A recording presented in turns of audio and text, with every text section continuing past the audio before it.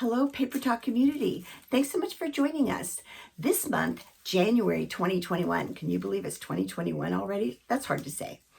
So this month for January, we are going to be featuring the beautiful carnation.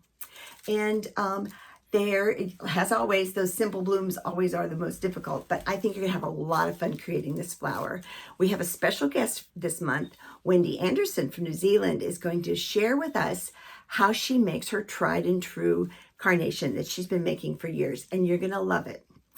I'm going to follow up after that with some advanced coloring techniques and some cutting techniques on our carnation. And following me is going to be Christina showing us how to make this beautiful foliage. And she's got the colors down spot on. They're really great.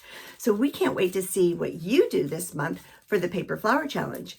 And if you enjoy our videos or you have comments and tell us what you like and don't like and what you'd like to see more of, don't forget to subscribe to our YouTube channels by clicking the like and subscribe buttons down below. So thanks so much for joining us. Let's get started. A new year, a new bloom, and we're gonna have a lot of fun.